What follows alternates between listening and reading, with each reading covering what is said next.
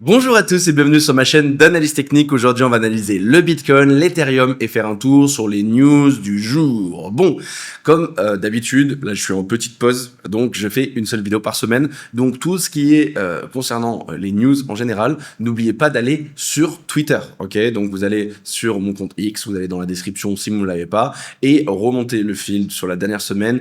Et à chaque fois, je partage donc les informations les plus importantes. Mais là en vidéo, voilà, quand je fais 2-3 vidéos par semaine, je peux les passer, les news, mais là, c'est un peu compliqué, ça va être beaucoup trop long, mais je vais vous faire un récap hyper simple, hyper rapide, et de ce qui est le plus important. Donc, qu'est-ce qui est important ? Donc, la situation donc en Iran et aussi la situation au Liban, bien évidemment. Donc, déjà, concernant le Liban et Israël, on a eu des news hier, une good news, sur le fait qu'ils repoussent leur cessez-le-feu de 3 semaines. Donc ça, c'est une très très bonne nouvelle, parce que, voilà, donc dans les derniers jours, il y a eu des nouvelles attaques. Donc pas des grosses attaques comme on a vu dans les dernières semaines, mais quand même, donc voilà, avec des morts. Donc la situation géopolitique était en train de repartir un peu en cacahuète. Donc ça, c'est le premier point très important, en espérant qu'ils trouvent un accord. Et le plus important, donc l'Iran et les États-Unis. Donc là où on en est. Donc Trump a décidé de mettre un cessez-le-feu un peu illimité. Donc c'est la première fois qu'il fait ça. À chaque fois, en fait, il disait, ok, je vous donne... Ouh, j'ai un truc dans l'œil, désolé. Je vous donne donc une deadline pour trouver un accord, ou sinon je vous explose la tête, d'accord? Donc là, son objectif, c'est de détruire tous les ponts et tous les centres énergétiques. Donc voilà, pour vraiment couper vraiment la totalité de l'Iran niveau facilities. Et du coup, le problème, c'est qu'à chaque fois, ce qui se passe, c'est qu'il repoussait sa deadline. Donc il passe pour un tocard, tout simplement, un gros tocard. Donc bon, là, cette fois-ci, il a décidé de mettre un cessez-le-feu donc long terme. Pourquoi ? Parce que il a déjà, pour arrêter de passer par un tocard, mais lui, en fait, selon on va dire son avis, on va dire son plan stratégique, est-ce que c'est vrai, c'est pas vrai, après ça, c'est notre débat, lui, en fait, il dit il est pas pressé. Il est pas pressé parce que par rapport à son accord, hein, donc lui, il veut quoi ? Il veut un détroit d'Ormuz qui est complètement ouvert et libre. Il veut donc un Iran qui abandonne leur programme nucléaire et qui leur donne donc leur uranium et les poussières nucléaires. Mais le problème, c'est que de l'autre côté, l'Iran, ils étaient un peu chauds pour négocier. Hein. Ils étaient un peu chauds, même on a eu des infos comme quoi ils étaient ok pour arrêter pendant 5 ans et réouvrir donc le détroit d'Ormuz, c'est ce qu'ils avaient fait. Et de l'autre côté, voilà, ils demandaient juste qu'il y ait donc des réparations, en tout cas le dégel minimum donc de tous les fonds qui sont gelés. On parle de plusieurs milliards de dollars, mais aussi donc plus d'attaques sur leur territoire pendant à vitam aeternam. Et le problème, c'est que tout se passait bien. Mais on a eu Donald Trump qui a eu l'idée de faire un blocus dans le détroit d'Ormuz. Donc ça veut dire quoi ? Ça veut dire qu'il il a mis en place des teams sur plein de ports donc autour du détroit d'Ormuz et aussi dans les eaux. Donc le problème, c'est que donc de base on était content parce qu'on se dit ok, là voilà, Trump reprend un petit peu le contrôle avec l'Iran aussi, donc tout le monde est sur les eaux en mode ok, bon, on reprend le contrôle et on relaisse passer les pétroliers.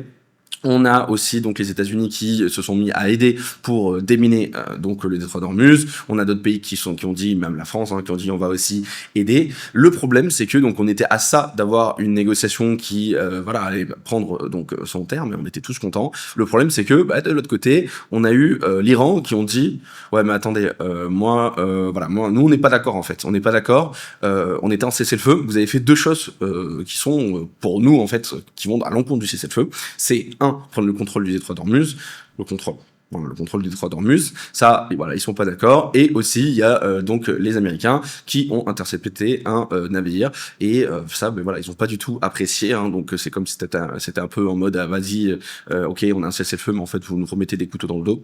Donc en fait ce qui s'est passé, c'est qu'il devait avoir donc une réunion à Islamabad qui est dirigée par le Pakistan, donc les États-Unis étaient chauds pour envoyer du monde pour négocier, mais de l'autre côté l'Iran ils ont dit mais en fait nous pas du tout. Là le temps que vous mettez votre blocus c'est mort. Donc la situation actuelle c'est quoi ? C'est donc il y a des moments de tension, mais dans la globalité c'est pour le moment la guerre est arrêtée, d'accord ? On est dans cessez-le-feu, donc ça c'est bien et c'est respecté quand même, hein, c'est pas mal respecté, il y a plus de bombardement.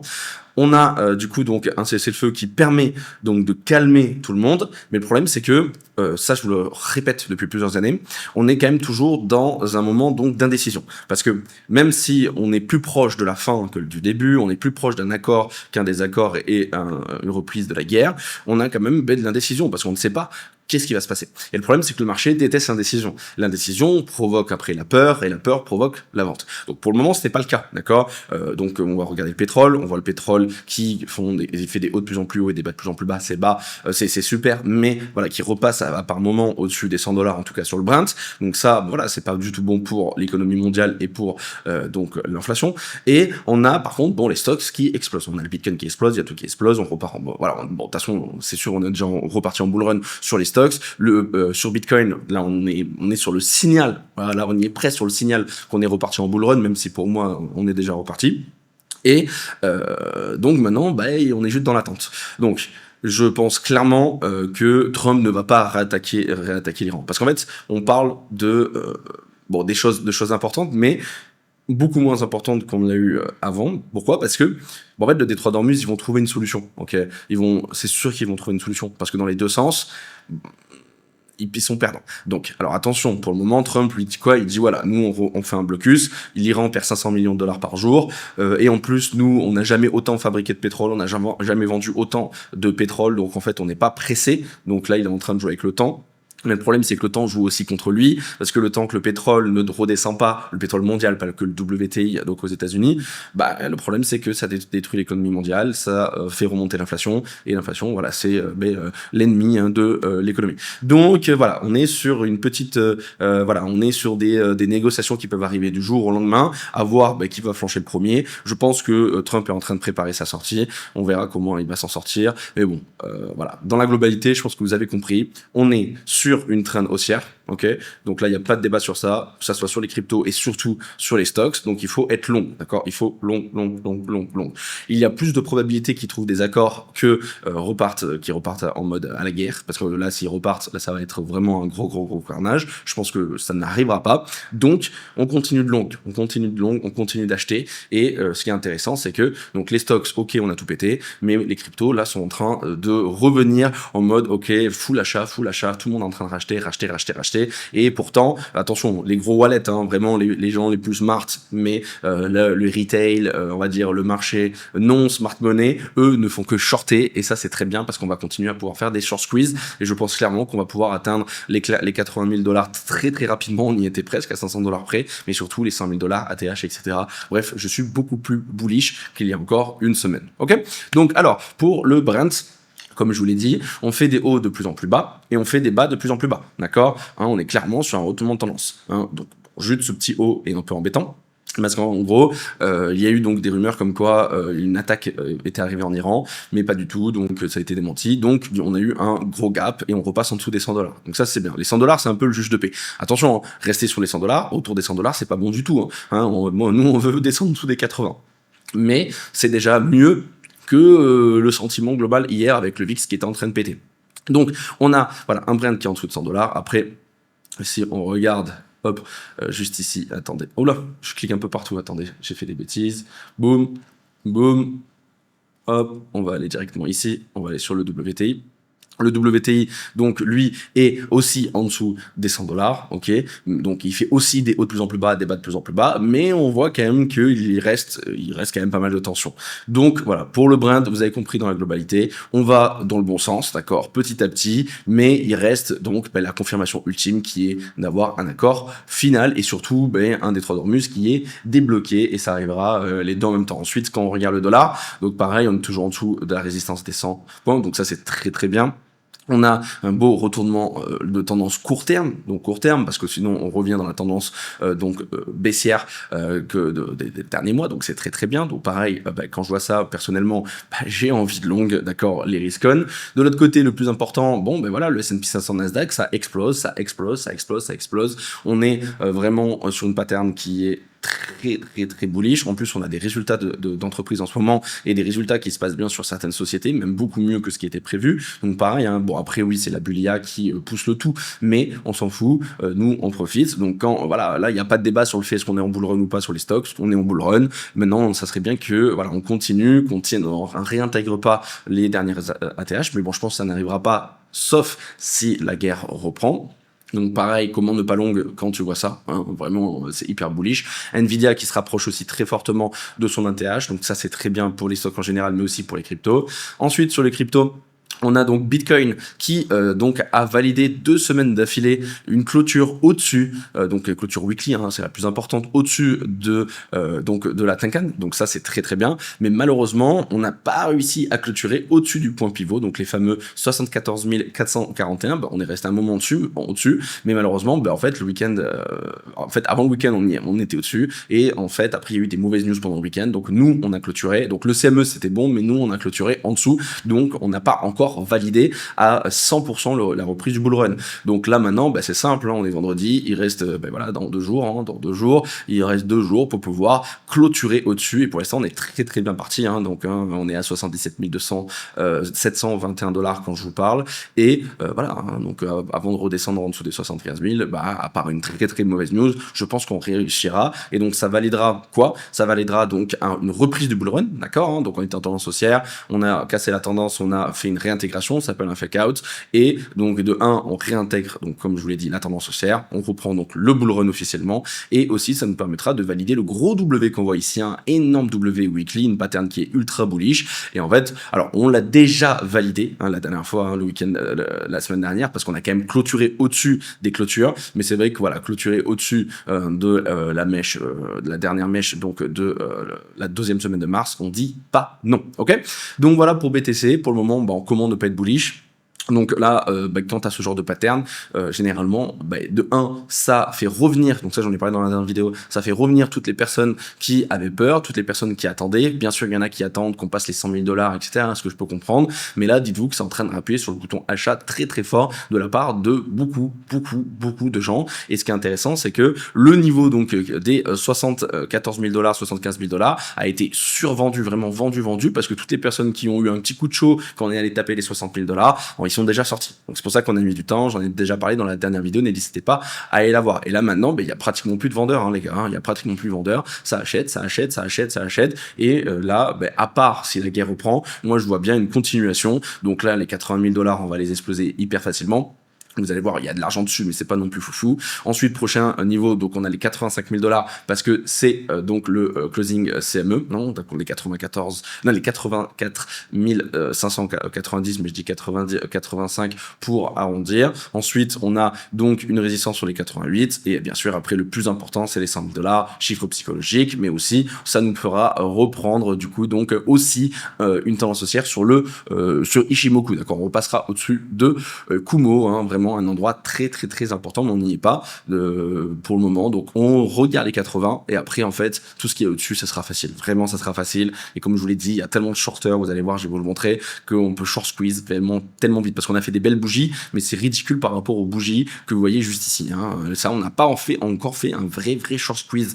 Et pourtant, les gens continuent à short comme des fous, et donc pour notre plus grand plaisir. Donc voilà, pour moi, 100 000 $, là, dans les prochaines semaines, j'y crois vraiment fortement, et même, ça se trouve, la semaine prochaine, on y sera. Ça peut aller très vite, donc après, à vous de choisir votre camp. Moi, en tout cas, je suis dans le camp des bulls, trend is your friend. Parce que, regardez, hein, pareil, le bottom est juste incroyable, on fait des bas de plus en plus haut, on fait des hauts de plus en plus haut. C'est une masterclass, vraiment, c'est magnifique. Et en daily, voilà, hein, le W a été validé vendredi dernier, donc il y a pile une semaine.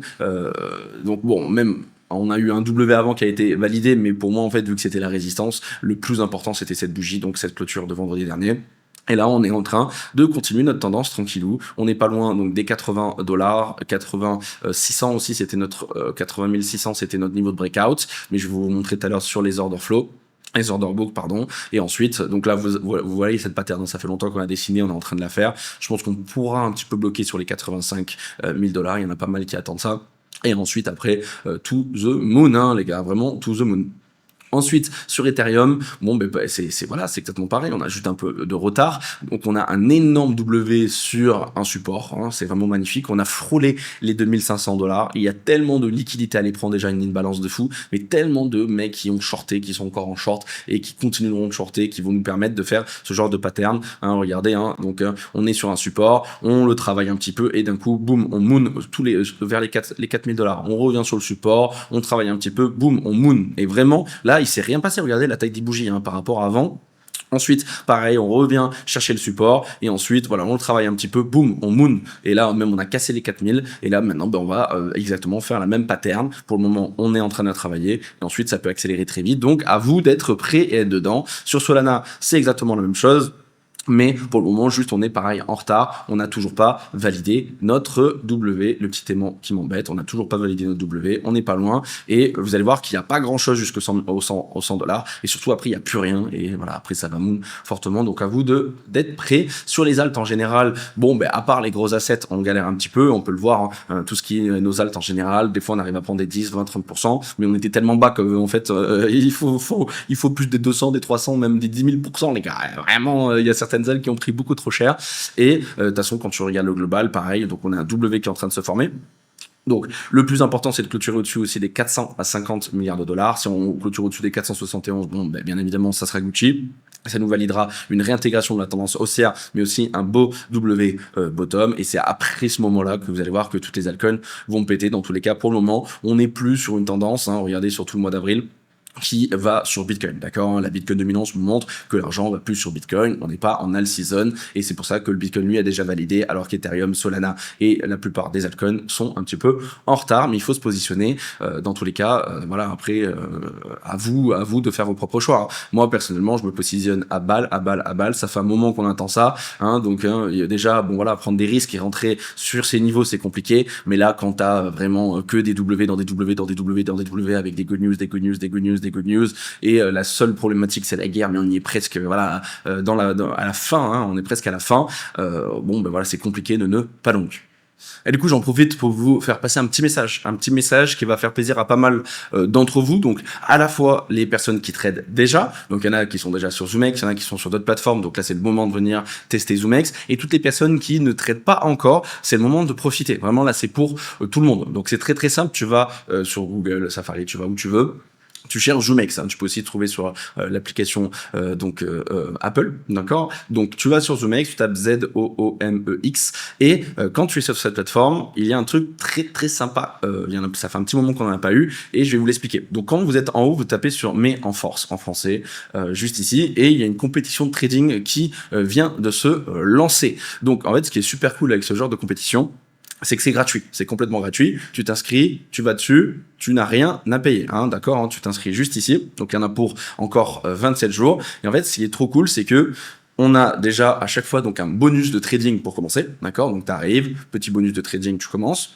Donc ça peut t'aider. Et ensuite, ce qui est cool, c'est que donc si t'es déjà trader, en fait, dans tous les cas, alors si t'es trader sur ZoomX, dans tous les cas, t'appuies sur ce bouton et t'as la possibilité d'avoir des cadeaux, d'accord? Tu peux gagner de la thune. Si tu n'es pas encore sur ZoomX, t'as juste à venir, tu t'inscris et tu fais. Mais je veux dire, ce qui est intéressant, c'est que tu fais déjà du volume de trading, d'accord? Tu trades déjà, t'es déjà trader. Donc en fait, juste en appuyant sur ce bouton, en fait, ça te permet d'avoir des cadeaux ou pas. Ça dépend de tes compétences, si t'es bon, si t'es pas bon, etc. Mais t'as rien à perdre, ok? Et pour ceux qui attendaient un peu un moment intéressant pour commencer à trader, c'est le moment parfait. Donc il y a 30 000, donc jusqu'à 30 000 $ à gagner. En fait, ça dépendra du nombre de participants.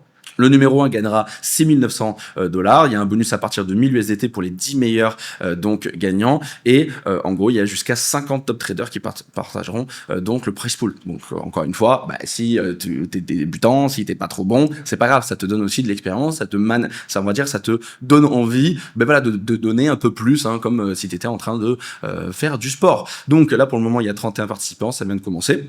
Donc c'est pour ça que la cagnotte est pas très très grande, hein, mais ça va augmenter. Et du coup en fait ce qui est intéressant aussi, c'est que donc en fait plus tu trades, plus tu as de probabilité de gagner aussi. Hein. Donc ça c'est vraiment les bases de toutes les compétitions.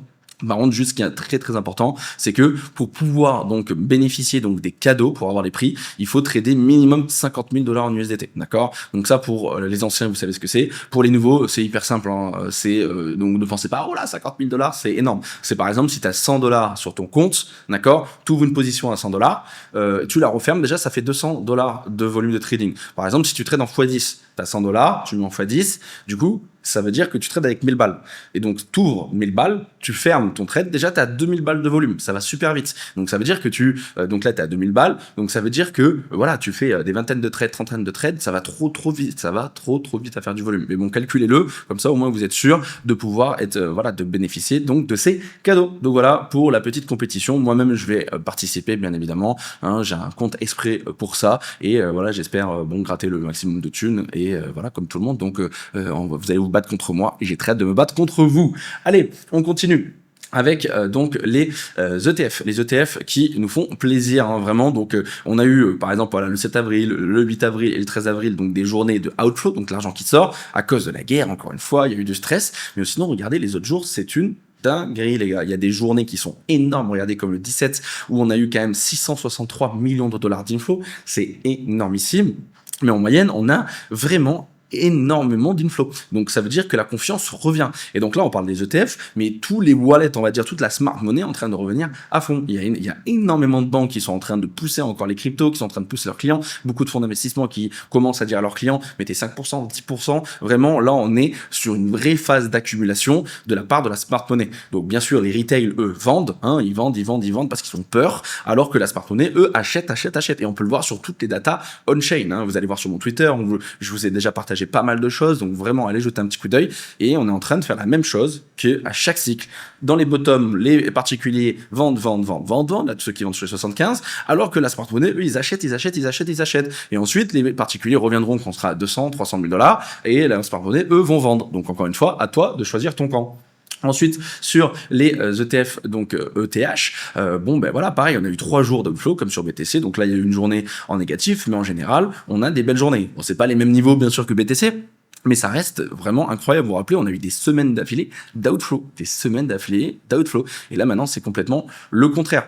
Ensuite, niveau Open Interest, voilà, parfait, ça aussi, on voit que l'intérêt revient, hein, donc là, c'est les Open Interest futurs sur Bitcoin, donc c'est quand les gens tradent à la hausse ou à la baisse, ça on sait pas, hein, attention, ça on en parlera juste après, et voilà, hein, on continue à faire des W dans des W, et on a complètement cassé la tendance, et comme vous le savez, plus il y a de l'intérêt, plus le prix monte, et là c'est vraiment une super bonne nouvelle. Donc il nous reste encore du chemin pour aller jusqu'à la TH, mais ça peut aller très très vite, hein. Vraiment ça peut aller très très vite. Sur Ethereum pareil, donc un peu moins boule que sur BTC, mais quand même on voit l'intérêt qui revient, et après là il y a juste Solana qui est en retard, ça on a déjà parlé dans la dernière vidéo, step by step, il reprendra son retard, comme à chaque fois.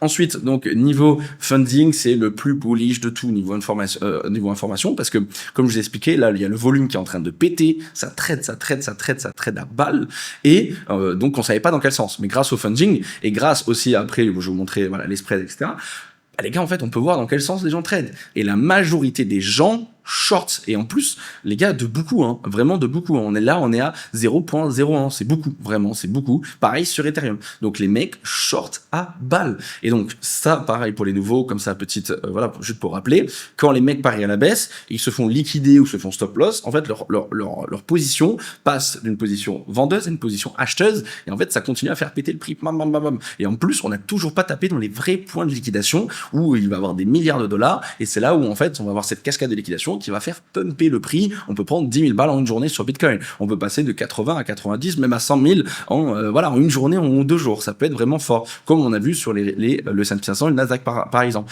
Donc ça, voilà, ça, pareil. Comment tu peux être bearish avec ça? Vraiment, c'est ultra bull. Ensuite, sur les alts en général, c'est pareil. C'est incroyable quand même de voir BTC, Ethereum, Solana vraiment dans le négatif comme ça. C'est vraiment incroyable. Vraiment, c'est incroyable. Bref. Sur les alts en général, c'est pareil, les gens ne sont vraiment pas confiants. Bon, je peux comprendre sur les alts, mais bon, pareil, hein, quand les gens vont dans un sens, il faut toujours aller dans l'autre. Ensuite, sur les orders flow, bah, c'est juste parfait. Hein, donc là, regardez, hein, le price action, vraiment, il est incroyable. Vraiment, il est incroyable. Les vendeurs n'existent même plus.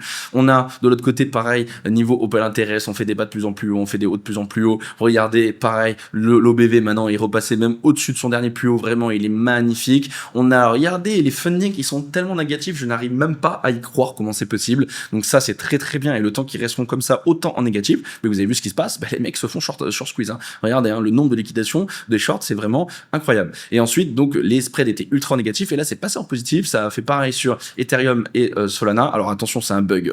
Là, ça fait un pic comme ça, c'est un bug. Mais sinon, actuellement, par exemple, là, on a un prime de 542 sur Bitcoin, d'accord? Donc peut-être que c'est vrai, on va attendre, mais peut-être qu'on repasse enfin en positif. Mais les gars, avec tous les shorters qu'il y a, voilà, c'est rien du tout. Hein. Les dernières fois qu'on était en positif, je sais même pas c'était quand, ça fait tellement longtemps. Voilà, il y a eu des petits spikes comme ça, mais c'est vraiment, vraiment, vraiment tout petit. Mais voilà, on est toujours dans une majorité de gens qui shortent. Pareil sur Ethereum, regardez la tendance est incroyable. On a donc l'intérêt qui était vraiment super et qui ralentit un petit peu, mais ça je vous l'ai montré tout à l'heure. Là, on est en Bitcoin season. On a de l'autre côté un OBV par contre. Donc là, les achats c'est juste incroyable. Vraiment un énorme W qui a été validé, même presque validé, on était sur la neckline, donc voilà, vraiment magnifique. Regardez les spreads qui étaient ultra négatifs, là ça repasse un peu un positif avec un prime de 16, mais de l'autre côté, regardez, on a toujours les spreads les fundings en négatif. Ensuite sur Solana, on a du retard, hein. Regardez, on n'arrive même pas à passer notre neckline, hein. Donc on est un peu en dessous. Pareil, quand tu regardes sur les futures, on galère un peu, mais sur le spot, on voit que ça baille quand même. On a un OBV qui est magnifique, on a les spreads qui étaient majoritairement négatifs, qui sont un tout petit peu en positif, mais bon, pratiquement à zéro, les gars. Et on a les fundings qui repassent en négatif. Donc juste, voilà, Solana a du retard, mais il rattrapera. Ensuite, sur BTC, donc sur les order books, bon ben les gars, voilà, on pète tout petit à petit. Donc comme je vous l'ai expliqué dans la dernière vidéo, il y avait énormément de personnes qui voulaient sortir donc du marché, et on peut le voir, hein, ils se font tous absorber. Donc ça c'est très bien, les vendeurs n'ont pratiquement plus de thunes, et maintenant le gros niveau c'est les 80 000 $. Hein. Donc ici on a voilà 212 BTC qui sont positionnés, mais c'est pas énorme. Bon, bien sûr il y aura du spot, il y aura du market, bien sûr c'est pas que le seul exchange, mais ça reste quand même le numéro 1 au monde, hein, donc c'est BTC USDT de Binance. Donc voilà, prochain niveau, les 80 000 $. Et ensuite, après, les gars, ben, c'est yallah, hein, il n'y a plus rien du tout. Donc, c'est pour ça que je vous dis qu'un 80 000 à tout, 100 000 $, ça peut aller très très vite. Donc ça, c'est très boule. Et en plus on avance, plus regardez, il y a des autres qui sont en train de se coller au prix. Donc c'est très très bien. Ensuite, sur Ethereum, bon voilà, hein, c'était pas du spoofing du coup. Vous vous rappelez, je vous ai expliqué dans la dernière vidéo qu'il y avait énormément d'autres qui étaient en train de se passer sous le prix. Donc voilà, c'est des mecs qui voulaient vraiment racheter de l'Ether. Donc c'est très bien. Et ensuite, qu'est-ce qu'il y a au-dessus? Ben, il n'y a plus rien, les gars. Il y a un peu d'argent sur les 2005. C'est un chiffre rond, psychologique important, mais pas grand chose vraiment. Et ensuite, après, il n'y a plus rien jusqu'aux 3 000 $. Donc, ça peut moon très très fort. Il faut juste un déclencheur. Ensuite, sur Solana, donc on avait une grosse résistance sur les 95 $, elle est plus là les gars, elle est plus là. Donc là pareil, il suffit d'avoir un petit catalyseur, voilà, quelque chose qui voilà refasse un peu péter Solana, et après on va aller to the moon. Prochain niveau les 100 $, il y a que dalle, vraiment c'est incroyable, et après il y a plus rien au dessus. Bon voilà, je crois que j'ai fait le tour, j'ai réussi à faire ça en 28 minutes, c'est cool, hein. Donc là son Twitter c'est un peu plus simple. Donc voilà, donc si je fais le résumé global, on a Liban avec donc Israël qui prolonge de 3 semaines le cessez-le-feu, donc ensuite les US avec l'Iran qui eux donc ont un cessez-le-feu là qui est indéterminé pour le moment, et ça se bataille par rapport au détroit d'Ormuz, ça se bataille par rapport au blocus. Trump veut garder du pouvoir là-bas, de l'autre côté l'Iran dit ouais mais bon si tu restes, tu continues ton blocus, on peut pas négocier. Mais voilà, on n'est plus du tout sur de l'escalade, on est juste sur de la pure négociation. C'est pour ça que le marché continue de monter. Trend is your friend les gars, moi je continue de longue, et voilà, on espère que ça va payer. En tout cas ça paye pas mal, j'ai encore pas mal de longs ouverts, et je suis prêt à en réouvrir pas mal dès qu'on va passer les W en fait. Donc, je vous tiendrai au courant, vous inquiétez pas, sur Twitter ou ici, dès qu'on passera les W, en tout cas sur le Total 3, vous allez voir que ça va commencer à péter, et on-chain aussi, ceux qui sont voilà, beaucoup on-chain, ça commence à pas mal bouger les gars, et il y a des grosses leaks qui sont en train d'arriver, et voilà, là on commence à revoir l'argent revenir, donc ça fait plaisir. Allez, sur ce, je vous souhaite à tous une très très belle journée, un très bon week-end, on espère passer les 80 000 $ aujourd'hui, on en reparlera donc la semaine prochaine, et donc je vous dis à la prochaine, ciao.